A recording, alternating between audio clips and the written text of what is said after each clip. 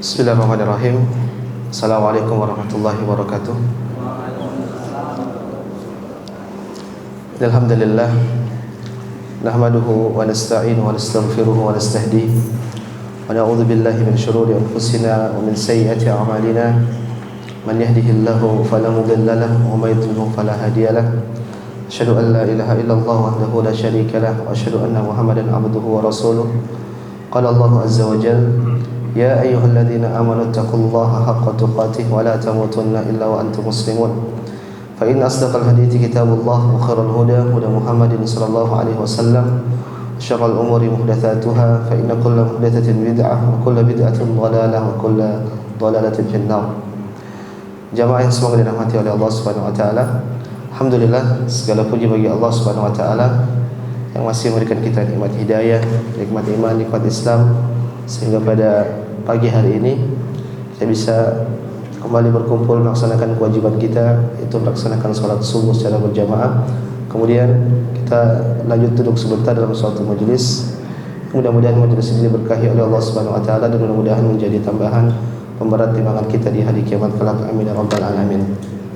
Salawat dan salam kita curahkan kepada Nabi kita Muhammad sallallahu alaihi wasallam, juga kepada putra-putri beliau, kepada istri-istri beliau, kepada para sahabat beliau, dan seluruh orang-orang yang mengikuti jejak beliau hingga hari kiamat kelak. Jamaah semoga dirahmati Allah Subhanahu wa taala. Kita lanjutkan pembahasan kita, yaitu membahas tentang tafsir surat Al-Kahfi. Dan ini adalah pertemuan kedua, yang pada pertemuan lalu telah kita jelaskan berkaitan dengan muqaddimah atau isi kandungan dari surat Al-Kahfi itu sendiri. Kita berusaha sebentar berkaitan dengan surat Al-Kahfi. Maka surat ini memiliki dua nama. Yang pertama adalah suratul Kahf, disebut dengan suratul Kahfi, disebut juga dengan suratul Ashabul Kahfi atau surat Ashab Al-Kahfi. Dan surat ini turun secara lengkap, secara sempurna dalam satu waktu, tidak berangsur-angsur.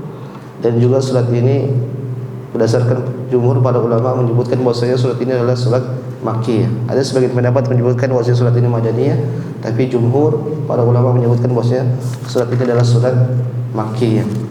Adapun tentang keutamaan surat ini, maka di antara hal yang menyebutkan adalah hadis Nabi sallallahu alaihi wasallam, "Faman adrakahu minkum falyaqra alaihi fawatih suratul Kahf." Bahwasanya barang siapa yang dia bertemu dengan Dajjal, kita tahu Dajjal memiliki fitnah yang sangat besar, maka Nabi mengatakan faman adrakahu, barang siapa yang mendapatkan Dajjal, bertemu dengan Dajjal, falyaqra alaihi fawatih suratul Kahf, maka hendaknya dia membaca awal-awal surat dari, bacakan kepadanya awal-awal surat dari Al-Kahfi. Jadi sebagai bentuk perlindungan dari Dajjal, Nabi sallallahu alaihi wasallam perintahkan kita untuk membaca surat awal-awal surat dari surat Al-Kahfi. Kemudian juga Nabi pernah bersabda, "Man hafidhu asyra ayat min awwal suratul Kahf." Barang siapa yang menghafal 10 awal dari surat Al-Kahfi, 10 ayat awal dari surat Al-Kahfi, usiba minad Dajjal, dia akan terjaga dari Dajjal. Kita tahu Dajjal adalah fitnah yang sangat besar. Jangankan Dajjal kecil yang muncul sekarang aja sudah banyak membawa fitnah. Banyak orang tertipu, banyak orang terpukau. Padahal jelas itu adalah orang-orang yang rusak, orang-orang yang menyimpang, orang yang kafir, tapi masih banyak orang yang tertipu. Apalagi jika yang keluar adalah Dajjal beneran. Bisa jadi banyak manusia yang tertipu dari Dajjal. Oleh karenanya kita diperintahkan oleh Nabi sallallahu alaihi wasallam untuk banyak-banyak berlindung kepada Allah Subhanahu wa taala dari fitnah Dajjal. Kemudian jamaah subhanahu wa taala, adapun berkaitan dengan sababun nuzul, hadisnya sangat panjang. Yang intinya, ketika Nabi sallallahu alaihi wasallam diutus di kota Makkah, maka orang-orang Quraisy mereka bingung bagaimana cara menghalau Nabi Muhammad sallallahu alaihi wasallam. Maka akhirnya mereka pun mengutus An-Nadhr Al-Harith dan Uqbah bin Abi Mu'aid untuk mendatangi orang-orang Yahudi, menanyakan bagaimana perihal tentang Nabi sallallahu alaihi wasallam. Apakah dia ini benar seorang nabi atau bagaimana? Maka kedua orang ini pun datang kepada orang-orang Yahudi. Maka mereka minta kepada orang Yahudi, coba cek di kitab-kitab kalian, Taurat ataupun Injil. Apakah benar Muhammad ini adalah seorang nabi sallallahu alaihi wasallam? Apakah benar dia adalah utusan nabi, utusan Allah Subhanahu wa taala? Maka tatkala itu orang-orang Yahudi pun meminta kepada orang-orang Quraisy, utusan dua Quraisy ini, untuk bertanya kepada Muhammad 3 pertanyaan. Kalau seandainya 3 pertanyaan itu bisa dijawab oleh Muhammad, berarti Muhammad benar-benar adalah utusan Allah Subhanahu wa taala. Benar dia adalah seorang rasul. Tapi kalau ternyata 3 pertanyaan tersebut dia tidak bisa jawab, maka kata orang Yahudi, mereka Nabi Muhammad adalah mutaqawwil, yaitu seorang pendusta. Di antara pertanyaannya yang pertama yaitu orang Yahudi memerintahkan orang-orang Quraisy untuk bertanya kepada Nabi sallallahu alaihi wasallam, tanyakanlah tentang para pemuda yang pernah keluar di zaman dahulu yang perkara mereka itu sangat besar. Pertanyaan umum, pertanyaan seperti ini disuruh tanya kepada Nabi Muhammad sallallahu alaihi wasallam. Tahukah engkau wahai Muhammad tentang kisah pemuda yang sangat menakjubkan? Tidak jelas pemuda yang mana secara umum. Kemudian pertanyaan kedua, tanyakanlah kepada Muhammad tentang lelaki yang berkelana mengelilingi dunia. Dia ke timur dan dia juga ke barat. Pertanyaan juga umum, sulit untuk dijawab. Kemudian pertanyaan ketiga, tanyakanlah kepada Muhammad tentang ruh. Apa itu ruh? Maka tatkala orang-orang Quraisy pun mereka mendapatkan 3 pertanyaan ini, akhirnya mereka pulang. Mereka pulang ke Makkah. Kalau mereka bertanya kepada Muhammad sallallahu alaihi wasallam, wahai Muhammad, coba jawab 3 pertanyaan ini. Yang pertama, bagaimana, siapakah pemuda yang kisah mereka sangat menakjubkan? Yang kedua, siapakah lelaki yang pernah mengelilingi dunia? Kemudian yang ketiga, apa itu ruh? Ternyata Nabi sallallahu alaihi wasallam mendapatkan pertanyaan tersebut. Nabi mengatakan, besok saya jawab. Besok saya jawab. Dan ternyata dalam ucapan tersebut Nabi lupa mengucapkan apa? Insya Allah. Nabi hanya mengatakan besok saya jawab. Nabi berharap akan turun wahyu untuk memberitahukan jawaban-jawaban tersebut. Ternyata keesokan harinya wahyu tidak turun kepada Nabi sallallahu alaihi wasallam. Keesokan harinya juga tidak turun. Berlangsung sampai 15 hari. Berlangsung sampai 15 hari wahyu tidak turun-turun. Barulah hari yang setelah ke-15 barulah Jibril turun menurunkan surat Al-Kahfi untuk menjawab pertanyaan-pertanyaan yang disebutkan oleh tadi orang-orang Quraisy yang mereka dapatkan dari orang-orang Yahudi. Itu pertanyaan pertama tentang tanyakanlah kepada Nabi sallallahu alaihi wasallam siapakah, bagaimana kisah pemuda yang sangat menakjubkan. Maka yang dimaksudkan di sini adalah tentang Ashab Al-Kahfi. Kemudian ditanya tentang siapa lelaki sosok yang mengelilingi dunia, dia ke timur dan ke barat. Maka jawabannya siapa? Dzulqarnain. Kemudian pertanyaan tentang ruh. Inilah jamaah semua Allah Subhanahu wa taala inti dari apa? Sababun nuzul, kenapa Allah Subhanahu wa taala menurunkan surat Al-Kahfi yang pada intinya untuk menjawab pertanyaan ujian yang dibuat oleh orang-orang Yahudi. Yang orang-orang Yahudi mengatakan kalau Muhammad bisa jawab, berarti dia benar adalah utusan Allah Subhanahu wa taala. Tapi kalau tidak bisa jawab, maka dia adalah siapa? Seorang mutaqawwil, seorang pendusta. Namun ternyata Nabi sallallahu alaihi wasallam bisa menjawab. Dan Nabi bisa menjawab pun mereka tidak beriman. Sebenarnya sebelum Nabi menjawab pun mereka paham bahwasanya Muhammad adalah seorang rasul. Ya'rifunahu kama ya'rifuna abna'ahum. Mereka paham, mengenal Nabi sallallahu alaihi wasallam sebagaimana mereka mengenal anak-anak mereka. Kata para ulama, gimana sih? Kita tuh tahu anak kita seperti apa. Kita tahu dia suka makan apa. Kita tahu dia mainnya sama siapa. Kita tahu dia kesenangannya apa. Ya itulah orang-orang Yahudi. Mereka sangat paham tentang Nabi Muhammad SAW, mengenal asal usulnya, munculnya dari mana. Makanya mereka ke kota Madinah menunggu kedatangan Nabi SAW. Ternyata ketika Nabi Muhammad bukan berasal dari kalangan Yahudi, maka mereka tidak mau beriman dengan Nabi Muhammad SAW. Hasad kepada Nabi Muhammad SAW. Jamaah sekalian yang Allah Subhanahu wa taala, maka kita belajar tentang apa dari kandungan dari isi surat Al-Kahfi. Kita masuk pada ayat pertama. Allah Subhanahu wa taala berfirman, Alhamdulillahilladzi anzala ala abdihi al-kitaba wa lam yaj'al lahu 'iwaja. Kata Allah Subhanahu wa taala, alhamdulillah, segala puji bagi Allah Subhanahu wa taala, alladzi anzala ala abdihi al-kitab. Dialah Allah Subhanahu wa taala yang menurunkan kepada hambanya sebuah kitab. Walam yaj'al lahu iwaja. Dan Allah Subhanahu wa taala tidak menjadikan kitab tersebut suatu kitab yang bengkok. Ikhwani fiddin, jamaah semoga dirahmati Allah Subhanahu wa taala. Di awal surat atau di ayat pertama Allah mengatakan alhamdulillah, segala puji bagi Allah Subhanahu wa taala. Ketahuilah, pujian yang hakiki itu murni hanya untuk Allah Subhanahu wa taala. Oleh karena tatkala para ulama menjelaskan tentang alhamdulillah, alif lam di sini, mereka mengatakan alif lam di sini adalah alif lam al-istiqaq. Yaitu alif lam kepemilikan atau keberhakan hanya untuk kepada Allah Subhanahu wa taala. Seakan-akan tatkala kita mengucapkan alhamdulillah, kita mengatakan pujian itu hanya milik Allah Subhanahu wa taala. Karena Allah Subhanahu wa taala terpuji secara zat. Adapun selain Allah Subhanahu wa taala, makhluk ciptaan Allah Subhanahu wa taala tidak terpuji secara zatnya. Makhluk terpuji jika Allah Subhanahu wa taala memberikan dia kemuliaan. Saya contohkan misalnya ada seorang ulama, berhak kita memuliakan dia, berhak kita memuji dia. Tapi orang ini, ulama ini tidak terpuji secara zatnya, tapi karena ada tambahan ilmu yang Allah Subhanahu wa taala berikan kepada dia. Jadi ada faktor lain yang membuat dia terpuji. Maka faktor ini bisa saja Allah Subhanahu wa taala cabut. Kapan Allah bisa cabut, maka orang ini tidak jadi terpuji. Contoh lain misalnya seorang punya jabatan, punya kekuasaan. Orang ini terpuji karena dia punya kekuasaan, tidak secara zatnya. Kapan kekuasaan tersebut dicabut oleh Allah Subhanahu wa taala, maka dia sudah tidak lagi terpuji. Maka di sini kita paham bahwasanya yang berhak memiliki pujian, yang berhak dipuji oleh manusia, oleh hamba-hamba Allah Subhanahu wa taala, itu hanyalah Allah Subhanahu wa taala semata. Karena Allah Subhanahu wa taala itu terpuji secara zatnya.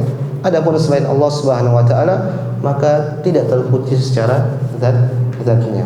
Oleh karenanya, kalau orang-orang sedang ihram, apa mereka katakan? Innal hamda wan ni'mata lak. Sesungguhnya pujian dan kenikmatan itu milikmu ya Allah Subhanahu wa taala. Wal mulku la syarika lak. Dan juga kerajaan ini milik Engkau Allah Subhanahu wa taala, dan tidak ada persyarikatan sama sekali atas kepemilikan tersebut. Semua ciptaan Allah Subhanahu wa taala, apapun, tidak ada yang kerjasama sama Allah Subhanahu wa taala yang memiliki semua yang Allah Subhanahu wa taala ciptakan di atas muka bumi ini. Makanya terpujinya Allah itu sempurna, sifat-sifat Allah sempurna, maka yang berhak kita puji adalah hanya Allah Subhanahu wa taala. Jamaah Allah Subhanahu wa taala, Allah mengatakan alhamdulillah, segala puji hanya milik Allah Subhanahu wa taala. Kita sebagai manusia, tatkala kita memuji Allah Subhanahu wa taala, pujian kita kepada Allah hanyalah terbatas. Ada beberapa ilmu yang sampai kepada kita bahwasanya Allah memiliki sifat ini, memiliki sifat ini. Sifat Allah Subhanahu wa taala pada hakikatnya tidak terbatas. Tidak terbatas seperti yang kita mengetahui. Oleh karena tatkala Nabi sallallahu alaihi wasallam berdoa memuji Allah Subhanahu wa taala, Nabi mengatakan la uqsi sanaan alaik. Kata Nabi sallallahu alaihi wasallam, ya Allah, aku tidak bisa memujimu sebagaimana semestinya. Anta kama athlaita ala nafsik. Engkau itu sebagaimana yang engkau pujikan dirimu sebagaimana mestinya. Di sini para ulama menyebutkan bahwasanya Allah itu terpuji secara sempurna, dan pujian-pujian kita itu terbatas kepada Allah Subhanahu wa taala. Masih banyak pujian-pujian yang kita tidak bisa ucapkan kepada Allah Subhanahu wa taala. Kapan pujian tersebut akan diucapkan? Nanti pada hari kiamat. Nabi sallallahu alaihi wasallam akan diberikan tambahan ilmu, maka Nabi akan memuji Allah Subhanahu wa taala dengan pujian yang semestinya. Jamaah Allah Subhanahu wa taala, Allah mengatakan alhamdulillah alladzi anzala ala 'abdihi alkitab. Segala puji bagi Allah Subhanahu wa taala yang dialah yang menurunkan kepada hambanya Alkitab. Perhatikan, Allah mengatakan anzala 'abdihi. Dialah Allah yang menurunkan kepada hambanya. Hambanya di sini maksudnya siapa? Nabi kita Muhammad sallallahu alaihi wasallam. Alkitab apa maknanya di sini? Berarti Al-Qur'an. Karena kitab yang dibawa oleh Nabi kita Muhammad sallallahu alaihi wasallam adalah Al-Qur'an. Berdasarkan konteks ini, alhamdulillahilladzi anzala ala abdihil kitab. Para ulama menyebutkan ada dua konteks pujian kepada Allah Subhanahu wa taala. Yang pertama yaitu pujian terhadap sifat-sifat Allah Subhanahu wa taala. Apa pujian sifat Allah? Yaitu Allah Maha terpuji. Alhamdulillah. Kemudian pujian kedua yaitu pujian atas kenikmatan yang Allah Subhanahu wa taala berikan kepada hamba-hambanya. Allah memberikan banyak kenikmatan kepada hamba-hambanya. Di antara kenikmatan yang Allah sebutkan dalam ayat ini apa? Allah memberikan Al-Qur'an kepada hamba-hambanya. Atau Allah bahkan mengutus Nabi Muhammad yang membawa Al-Qur'an kepada hambanya. Maka para ulama menyebutkan dalam konteks satu ayat ini saja ada pujian yang besar, pujian yang agung kepada Nabi kita Muhammad sallallahu kepada Allah Subhanahu wa taala. Yang pertama adalah pujian tentang sifat-sifat Allah Subhanahu wa taala, kemudian pujian kedua yaitu atas nikmat yang Allah berikan kepada hamba-hambanya, yaitu Allah mengutus Nabi sallallahu alaihi wasallam dan juga Allah menurunkan kitab sebagai petunjuk bagi manusia. Menjadi pertanyaan, dalam ayat ini Allah Subhanahu wa taala menyebut nabi kita dengan apa tadi? Hamba. Alhamdulillahilladzi anzala ala abdihi. Segala puji bagi Allah Subhanahu wa taala yang telah menurunkan kepada hambanya. Kenapa Allah Subhanahu wa taala menyebut nabi dengan hamba? Bukankah lebih mulia kalau Allah Subhanahu wa taala sebutkan bahwasanya nabi itu dengan rasul? Alhamdulillahilladzi anzala ala rasulihi. Segala puji bagi Allah Subhanahu wa taala yang menurunkan kepada rasulnya Alkitab. Tapi ternyata Allah Subhanahu wa taala tidak datangkan konteks tersebut. Tapi Allah ubah diksinya dengan apa tadi? Dengan hamba. Ketahuilah jamaah Subhanahu wa taala, nabi adalah seorang manusia biasa awalnya. Nabi adalah seorang manusia biasa. Tatkala Allah Subhanahu wa taala turunkan wahyu, atau dalam konteks ini kita sebut saja dengan kitab atau Al-Qur'an, maka berubahlah Nabi kita Muhammad sallallahu alaihi wasallam menjadi seorang rasul. Namun sebelum Nabi menjadi Nabi pun, Nabi sudah dijaga oleh Allah Subhanahu wa taala. Nabi tidak pernah berbuat kemaksiatan. Sudah ada penjagaan dari Allah Subhanahu wa taala. Nabi sudah dipersiapkan, sudah ada istifa pemilihan bahwasanya Muhammad adalah seorang rasul.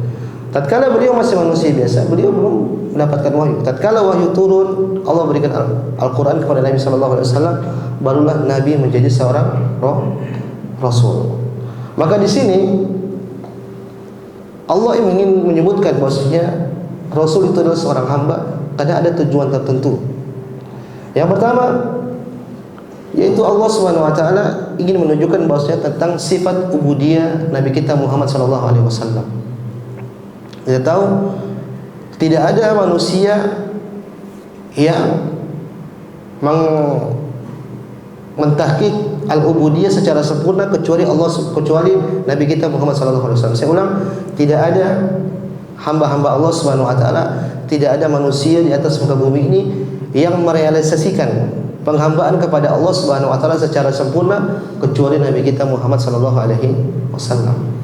Luar biasa jemaah subhanahu wa taala. Kalau kita lihat bagaimana keadaan Nabi kita Muhammad sallallahu alaihi wasallam.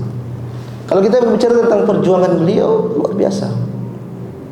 Perjuangan beliau sebagai hamba untuk menyampaikan risalah kepada manusia di atas muka bumi ini luar biasa. Kalau kita bicara tentang perang-perang Nabi, dahsyat. Yang sangat agung tatkala perang Uhud. Kita tahu Nabi kita sallallahu alaihi wasallam sampai terluka demi untuk membela Islam. Beliau dihantam oleh orang-orang Quraisy, orang-orang kafir musyrikin, sampai helm yang beliau pakai yang ada besi-besinya nancap di pipi beliau karena saking kerasnya hantaman yang dihantam kepada Nabi kita Muhammad sallallahu alaihi wasallam. Di antara yang membuat Nabi sallallahu alaihi wasallam terluka, gigi beliau patah. Perjuangan Nabi sallallahu alaihi wasallam. Dalam perang Khandaq, beliau menggali parit. Sampai tatkala beliau menggali, maka Jabir bin Abdullah melihat di perut Nabi itu ada batu diikat. Kenapa? Kelaparan. Kelaparan, harus kerja dan harus menghadapi persiapan untuk perang, berat. Dan banyak kalau kita melihat perjuangan tentang Nabi kita Muhammad SAW ini dari sisi perjuangan penyampaian dakwah, dari sisi tahqiq ubudiyah kepada Allah Subhanahu wa taala luar biasa. Kita tahu Nabi kita Muhammad SAW dosa-dosanya sudah diampuni, yang telah lalu bahkan yang akan datang. Tapi hal tersebut tidak membuat beliau lemah untuk beribadah kepada Allah Subhanahu wa taala. Justru membuat beliau lebih semangat. Kenapa? Karena beliau ingin menjadi hamba yang bersyukur kepada Allah Subhanahu wa taala. Karena Ibnu Qayyim menjelaskan bahwasanya tanda seorang hamba dia bersyukur kepada Allah Subhanahu wa taala ada 3 hal. Yang pertama dia ucapkan dengan lisannya i'tiraf, pengakuan alhamdulillah segala puji bagi Allah, dia mengaku bahwasanya ini puji nikmatan dari Allah. Kemudian yang kedua, dia mengaku dari hatinya. Karena terkadang orang mengucapkan sesuatu tapi hatinya tidak mengakui. Maka lisannya mengucapkan, hatinya mengakui. Yang ketiga, al-jawari, badannya itu inqiyad wa ta'atan, dia tunduk dan patuh kepada Allah Subhanahu wa taala. Ini tanda bentuk syukur kepada Allah Subhanahu wa taala. Dan bentuk syukur ini benar-benar ditahqiq dan direalisasikan oleh Nabi kita Muhammad sallallahu alaihi wasallam. Beliau benar-benar menghambakan dirinya kepada Allah. Lihatlah beliau kalau salat, kata Aisyah, hatta tatawarram, sampai kakinya bengkak. Kita salat setengah jam sudah gemetar. Nabi sampai kakinya bengkak. Dalam riwayat yang lain sampai kakinya apa? Pecah-pecah. Dahsyat. Padahal beliau adalah seorang nabi. Terus kita yang bukan nabi, kita bukan sahabat, kita bukan orang saleh, masa kita mau santai-santai? Kita kalah jauh sama para salafus saleh. Nabi SAW kalau sekali salatnya panjang. Hudzaifah pada salat bersama Nabi SAW salat malam. Di rakaat pertama Nabi baca apa? Al-Baqarah. Hudzaifah mengatakan, ini sebentar lagi selesai dalam hatinya. Ternyata beliau lanjut Al-Baqarah sampai habis. Maka Hudzaifah mengatakan, ini insyaallah Al-Baqarah selesai, rakaat pertama selesai. Ternyata enggak. Setelah Al-Baqarah selesai, beliau lanjut dengan surat apa? An-Nisa.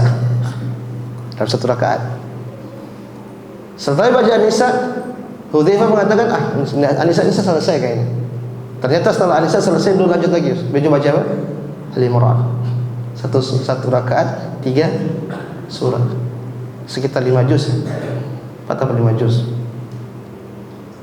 Itu salatnya Nabi kita Muhammad sallallahu alaihi wasallam. Makanya ketika Allah mengatakan alhamdulillahilladzi ala abdihi, segala puji bagi Allah Subhanahu wa taala yang telah menurunkan kepada hambanya. Di sini Nabi ingin mengisyarat kepada manusia, kepada kita sebagai manusia, ingatlah Muhammad itu adalah seorang hamba yang benar-benar mentahqiq, merealisasikan penghambaan kepada Allah Subhanahu wa taala. Kalau kita mengaku sebagai umat Nabi, kita harusnya mencontoh Nabi kita Muhammad sallallahu alaihi wasallam. Kemudian juga dilihat tatkala beliau haji, di antara bentuk penghambaan beliau kepada Allah, beliau doa dari zuhur sampai apa? Maghrib. Kita terkadang disuruh doa dari antara adzan sampai iqamah, doa selesai belum iqamah. Kenapa? Rasa butuh kita kurang. Antum doa setengah jam ya coba. Dalam doa itu udah habis. Mau minta apa lagi? Mau minta? Nabi enggak.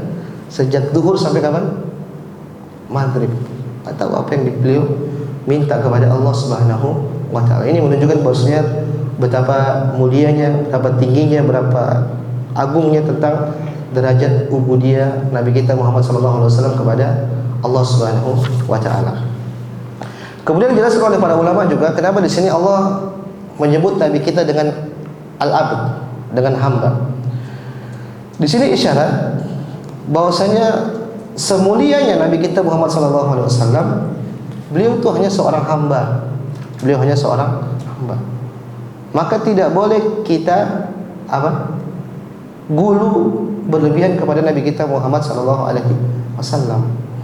Dalam sebuah hadis Nabi sallallahu alaihi wasallam pernah bersabda, la tutruni, jangan kalian berlebihan kepadaku, berlebihan memujiku. Kama atratin Nasar Ibnu Maryam, sebagaimana orang-orang Nasara mereka memuji Isa ibn Maryam, muji Isa bin Maryam. Fa inna ma ana abduhu, sesungguhnya aku hanyalah seorang hamba Allah Subhanahu wa taala. Faqulu Abdullah wa rasuluh, maka panggillah aku atau sebutlah aku dengan hamba Allah dan Rasul Allah Subhanahu wa taala. Maka inilah hakikat Nabi sallallahu alaihi wasallam. Tidak boleh kita berlebihan kepada Nabi kita Muhammad sallallahu alaihi wasallam sebagaimana dulunya orang-orang Nasrani. Demikian juga orang Yahudi. Orang Yahudi mereka berlebihan kepada Uzair. Mereka mengatakan Uzair ibnullah. Uzair adalah anak Allah Subhanahu wa taala. Adapun kita yakini sebagaimana yang diisyaratkan oleh Nabi kita Muhammad sallallahu alaihi wasallam, faqulu Abdullah wa rasuluh. Sebutlah Nabi Muhammad dengan hamba Allah dan beliau adalah Rasul Allah Subhanahu wa taala. Dan tatkala kita sebutkan Rasulullah adalah Abdullah, hamba Allah Subhanahu wa taala, maka kata para ulama ini adalah pujian bagi siapa? Nabi kita Muhammad sallallahu alaihi wasallam. Dalam banyak ayat Allah sebutkan Nabi dengan hamba. Contohnya seperti firman Allah Subhanahu wa taala, subhanalladzi asra bi 'abdihi lailan minal masjidil harami ilal masjidil aqsa alladzi barakna hawla. Kata Allah Subhanahu wa taala, Maha suci Allah Subhanahu wa taala yang telah memperjalankan hambanya. Ini peristiwa Islam yang khas, peristiwa yang sangat agung, peristiwa yang sangat genting. Ternyata dalam ayat tersebut Allah menyebut Muhammad dengan apa? Abdi.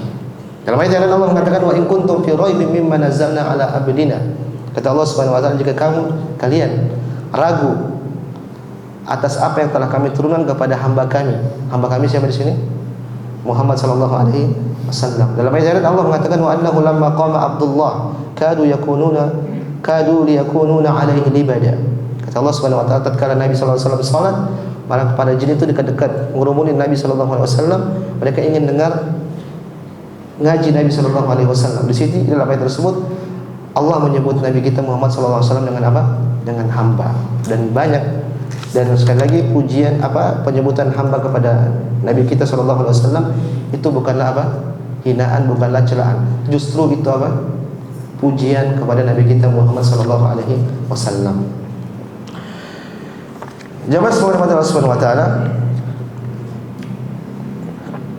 Allah Subhanahu wa taala berfirman, alhamdulillahilladzi anzala ala abdihil kitab.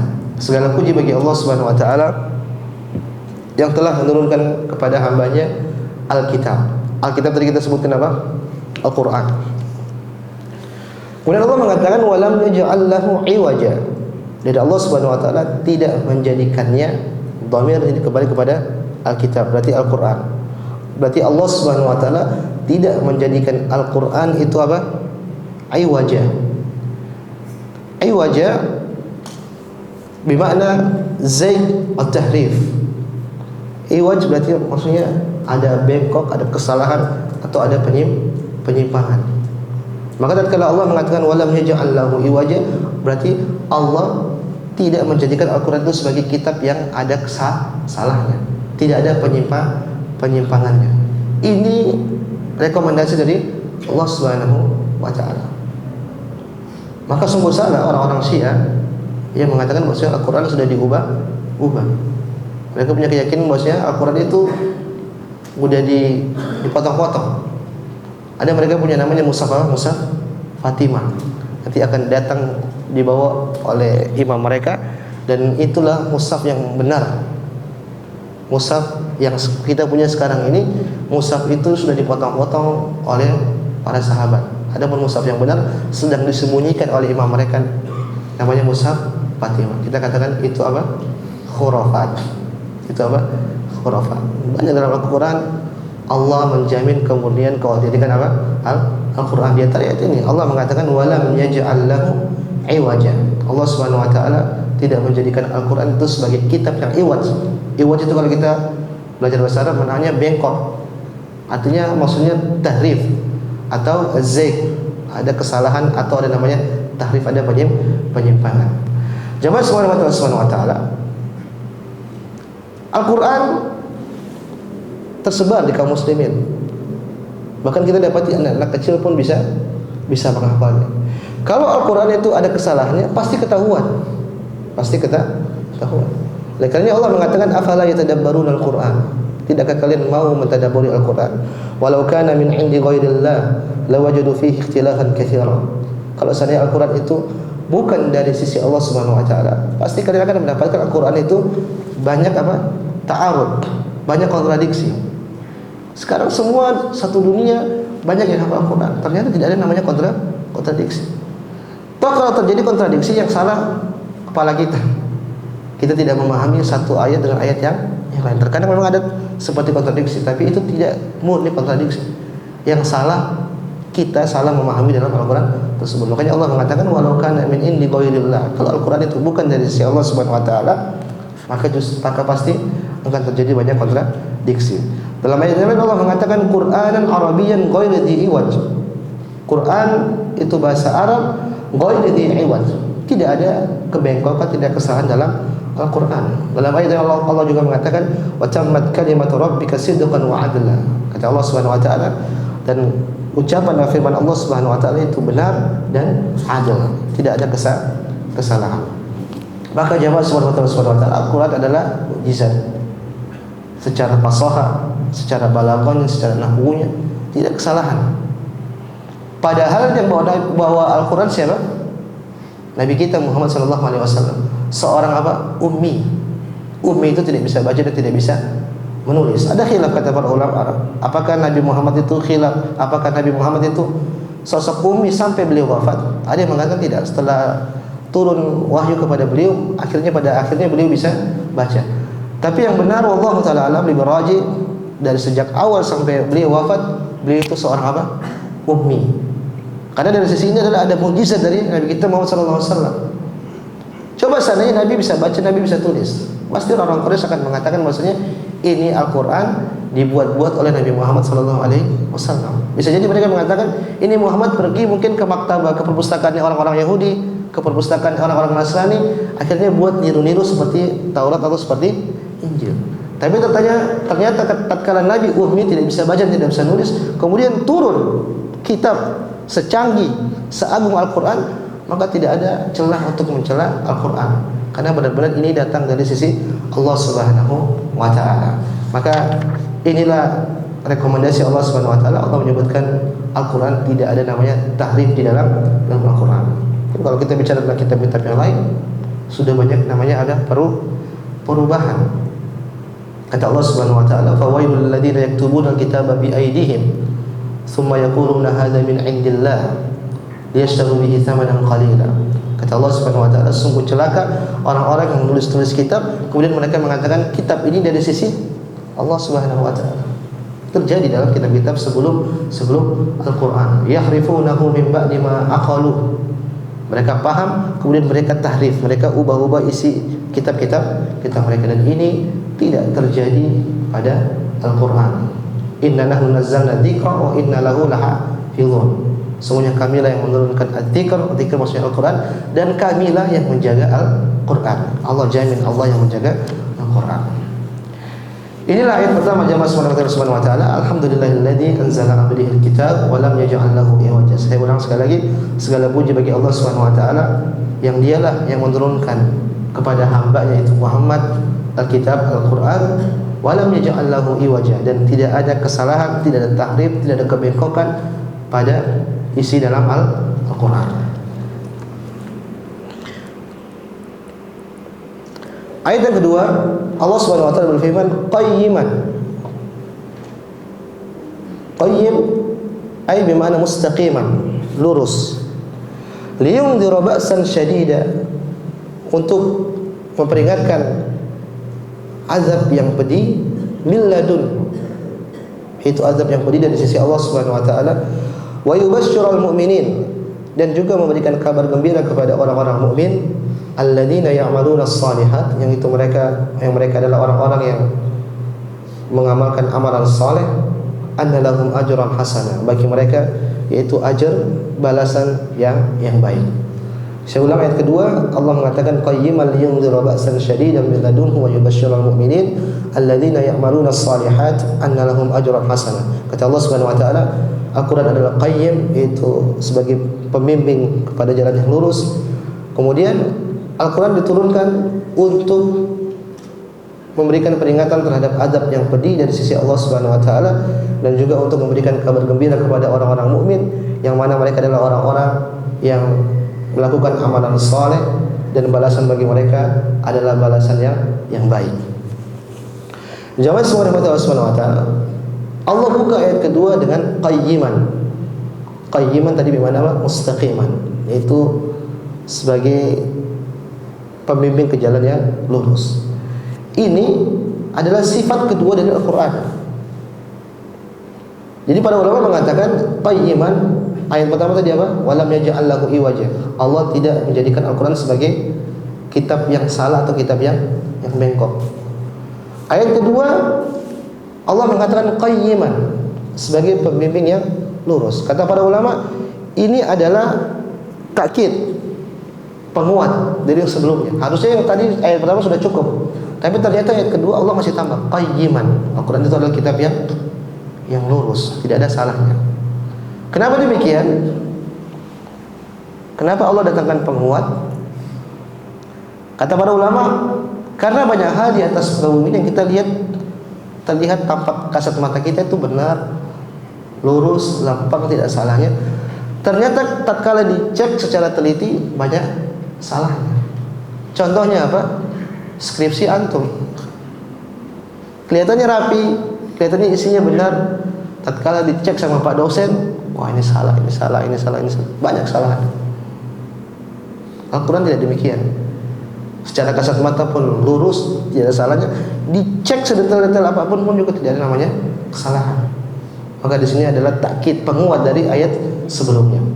Yang kedua, kata para ulama, makna qayyiman di sini adalah ditahkim, untuk meluruskan atau membenarkan terhadap kitab-kitab yang datang sebelum datangnya Nabi kita Muhammad sallallahu alaihi wasallam.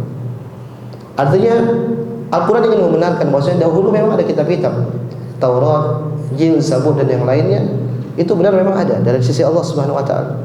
Tapi ternyata kitab-kitab tersebut sudah namanya ada apa? Perubahan. Sudah namanya perubahan. Oleh karenanya Al-Quran turun untuk memberikan hidayah, petunjuk bagi manusia. Sudah tidak berlaku pakai sekarang namanya apa? Al-Quran. Allah mengatakan inna hadzal Qur'an yahdi lillati hiya aqwam. Kata Allah Subhanahu wa taala, sungguhnya Al-Quran ini memberikan petunjuk kepada jalan yang lurus. Wa yubashshirul mu'minina alladziina ya'maluna as-salihati lahum ajran kabira. Dan berilah kabar gembira kepada orang-orang yang mengamalkan amalan saleh, sesungguhnya bagi mereka pahala yang sangat besar. Makanya di sini para ulama menyebutkan tidak butuh kita kepada kitab-kitab yang lain. Al-Quran ini kitab kebahagiaan. Kalau kita ingin dapat hidayah, kita ingin dapat petunjuk, kita ingin dapat kebahagiaan, baca Al-Quran. Tidak butuh dengan kitab-kitab yang lain. Tidak butuh kepada Zabur, tidak butuh kepada Injil yang lain. Kalau tidak butuh kepada kitab-kitab yang lainnya, apalagi butuh dengan ahli-ahli filsafat, tidak butuh. Kita cukup baca Al-Quran, kita sudah tenang. Oleh karena dalam sebuah riwayat, Umar bin Khattab radhiyallahu taala anha, beliau pernah mendapatkan apa? Injil.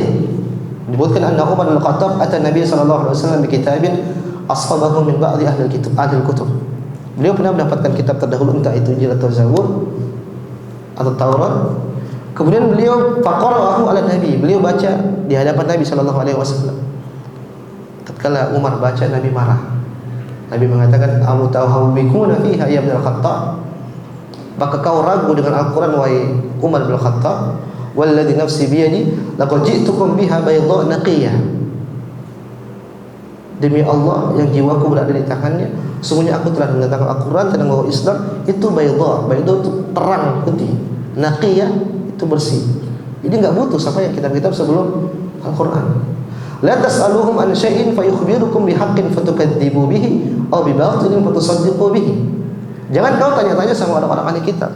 Kau tanya-tanya ini, bisa jadi mereka mengabarkan kebenaran, kau salahkan. Bisa jadi mereka mengabarkan yang salah, kau benarkan. Sudah cukup sama Al-Quran. Walladzi nafsi biyadi law anna Musa kana hayyan ma wasi'u illa an yattabi'ani. Kata Nabi sallallahu alaihi wasallam, kalau seandainya Musa masih hidup, Nabi Musa alaihissalam, maka Nabi Musa pasti ikut aku. Artinya Nabi Musa menjadi pengikut siapa? Nabi Muhammad sallallahu alaihi wasallam. Meskipun Nabi Musa dulu sebelumnya punya kitab. Bahkan Nabi Isa nanti ketika dia turun di hari kiamat, di akhir zaman alaihissalam, beliau berhukum dengan hukum siapa? Hukum Nabi kita Muhammad sallallahu alaihi wasallam. Maka tidak boleh, kita enggak butuh dengan penjelasan-penjelasan yang ada pada kitab-kitab terdahulu.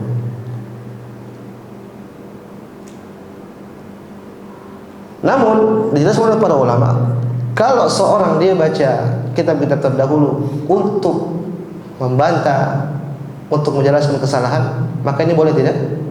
Boleh. Sebagaimana yang dilakukan oleh siapa? Terkenal Zakir Naik. Ini boleh seperti ini, mungkin untuk meneliti apakah ini kontradiksi dengan Al-Quran atau tidak. Ini boleh untuk membantah, apalagi untuk memberikan hidayah kepada orang-orang kafir, maka boleh. Tapi kalau untuk mencari hidayah, mencari kebenaran, ini cocok apa tidak? Tidak boleh. Tapi kalau untuk menyalahkan, untuk meneliti, maka ini boleh. Dijelaskan oleh para ulama sebagaimana yang dilakukan oleh Zakir Naik di zaman ini. Luar biasa. Zakir Naik, dari usaha beliau, alhamdulillah banyak orang masuk Islam, banyak orang kenal dengan Islam. Maka kita tidak butuh dengan kitab-kitab selain Al-Quran. Al-Quran sudah sempurna. Al-yawma akmaltu lakum dinakum wa atmamtu alaikum ni'mati wa raditu lakumul Islam dinan. Kata Allah Subhanahu wa taala, pada hari ini telah aku sempurnakan agama kalian untuk kalian. Jamaah semoga rahmat Allah Subhanahu wa taala. Kemudian Allah Subhanahu wa taala mengatakan, qayyiman liyunzira ba'san syadida. Ini tujuan diturunkan Al-Quran. Apa kata Allah Subhanahu wa taala? Liyunzira ba'san syadidan min ladun. Yang pertama yaitu untuk memberikan peringatan azab yang pedih dari sisi Allah Subhanahu wa taala. Oleh karena kalau kita dapat Al-Quran, dalam Al-Quran banyak peringatan-peringatan terhadap azab Allah Subhanahu wa taala. Karena memang tujuan Al-Quran demikian, untuk memberikan peringatan kepada manusia. Dalam ayat yang Allah mengatakan, wa uhiya ilayya hadzal Qur'an liunzirakum. Kata Allah Subhanahu wa taala tentang Nabi Muhammad mengatakan, telah diwahyukan kepadaku tentang Al-Qur'an liunzirakum, untuk memberikan peringatan kepada kalian. Karena Nabi sallallahu alaihi wasallam ketika cerita waktu beliau turun kepada beliau, wa anzir asyiratak aqrabin, berikanlah peringatan kepada kerabat-kerabatku. Beliau naik ke atas bukit dan beliau kumpulkan semua orang-orang Quraisy. Nabi mengatakan, bagaimana kalau saya kabarkan bahwasanya di belakang bukit ini ada pasukan berkuda yang ingin menyerang kalian. Kata orang Quraisy, kami benarkan. Ma jarabna 'alaika illa sidqa. Kata mereka, kami tidak dapati engkau kecuali kau itu orang yang jujur. Mereka benarkan. Maka Nabi mengatakan, fa inni nadhirun lakum. Maka saya datang kepada kalian, saya ingin memberikan peringatan kepada kalian. Di hadapan saya ada azab dari Allah Subhanahu wa taala.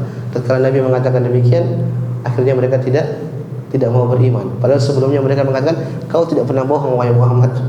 Tapi tatkala Nabi mengatakan, saya berikan peringatan kepada kalian, mereka tidak mau beriman, tidak mau percaya kepada Nabi Muhammad sallallahu alaihi wasallam. Dan kita paham mereka itu hawa nafsu yang membuat mereka tidak beriman kepada Nabi Muhammad sallallahu alaihi wasallam.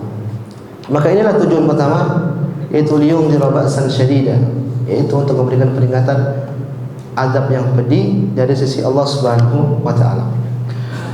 Kemudian tujuan kedua, Allah Subhanahu wa taala mengatakan, wa yubasysyirul mu'minin. Al-Quran juga untuk memberikan kabar kepada orang-orang beriman. Inilah keseimbangan Al-Quran. Terkadang Allah menyebutkan tentang azab, Allah juga menyebutkan tentang kenikmatan surga, memberikan kabar gembira kepada orang-orang beriman. Maka inilah metode dakwah jamaah Subhanahu wa taala.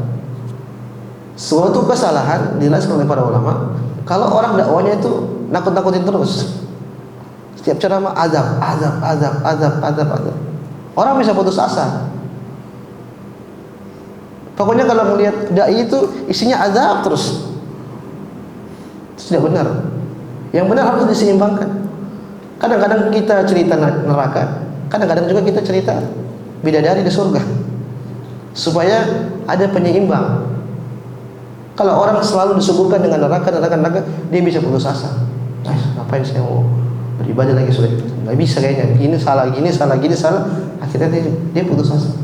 Sebaliknya kalau kita selalu terangkan tentang surga, nanti dia akan menggampangkan. Nggak apa-apa, nanti Allah maaf, saya juga ujung-ujungnya masuk surga begini. Dia mudah.